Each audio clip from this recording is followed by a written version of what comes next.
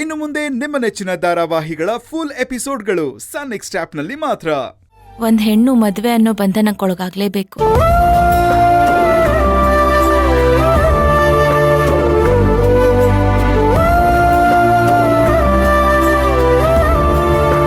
ಅಮ್ಮ, ಯಾಕಮ್ಮ ಹೀಗಿದೀಯಾ? ಏನಿಲ್ಲ ಕಣ.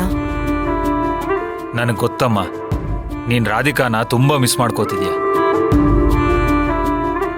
ಅಮ್ಮ, ಬಾಯ್ ಬಿಟ್ಟು ಮಾತಾಡು, ಮನ್ಸಲ್ಲೇ ಇಟ್ಕೊಂಡು ಕೊರಗಬೇಡ. ನಾನ್ ಯಾಕೋ ಕೊರಗ್ಬೇಕು? ನನ್ ಮಗಳು ಮದ್ವೆ ಆಗಿ ಗಂಡನ್ ಜೊತೆ ಬಾಳಕ್ ಹೋಗಿದ್ದಾಳೆ. ಇದೊಂದ್ ವಿಷಯ ಸಾಕಲ್ವಾ ನಾನ್ ಸಾಯೋವರೆಗೂ ಖುಷಿಯಾಗಿರೋಕೆ.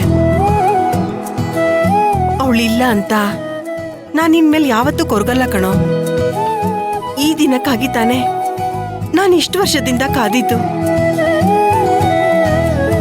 ನಿನ್ಗಿವತ್ತೊಂದ್ ಮಾತು ಹೇಳ್ತೀನಿ, ಕೇಳಿಸ್ಕೊ. ರಾಧಿಕನ್ ಮದ್ವೆ ಆಗಿರೋದು ನಾನು ಗರ್ವ ಪಡೋಂಥ ವಿಷಯ ಕಣೋ. ನನ್ ಬದುಕನ್ನೇ ಗೆದ್ದಿದ್ದೀನಿ ಅನ್ನೋಷ್ಟು ಖುಷಿ ಆಗಿದೆ.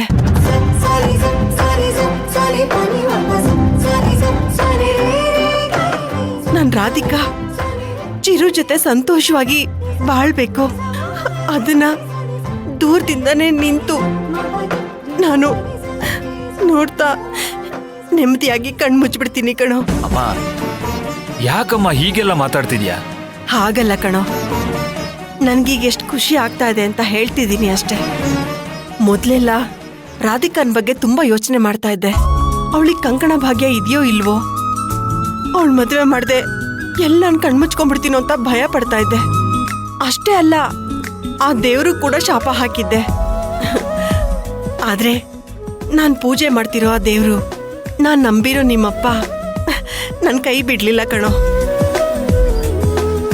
ಅಮ್ಮ, ನೀನೇನಾದ್ರೂ ಅನ್ಕೋ, ಅಕ್ಕ ಇಲ್ದೇ ಇರೋದಕ್ಕೆ ನನಗ್ ತುಂಬಾ ಬೇಜಾರಾಗ್ತಾ ಇದೆ. ಇನ್ಮೇಲೆ ಯಾರು ನನಗ್ ಮುದ್ದು ಮಾಡ್ತಾರೆ? ಹೀಗಿರ್ಬೇಡ, ಹಾಗಿರು, ಇದ್ ಮಾಡ್ಬೇಡ, ಅದ್ ಮಾಡು ಅಂತ ಯಾರು ನನಗ್ ಬೈದ್ ಬುದ್ಧಿ ಹೇಳ್ತಾರೆ? ಹೋಗ್ಲಿ ಬಿಡು ರಮ್ಯಾ, ಅಕ್ಕ ಏನ್ ದೂರ ಇದ್ದಾಳ? ಇದೇ ಊರಲ್ಲಿ ತಾನೇ ಇರೋದು.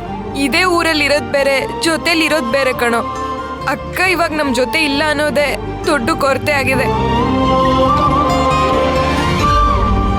ರಮ್ಯಾ, ನಮ್ ರಾಧಿಕಾ ಇವಾಗ ಗಂಡನ್ ಮನೇಲಿ ಖುಷಿಯಾಗಿರ್ತಾಳೆ. ನಮ್ಮೆಲ್ರಿಗೂ ಅದೇ ಬೇಕಾಗಿರೋದಲ್ವಾ?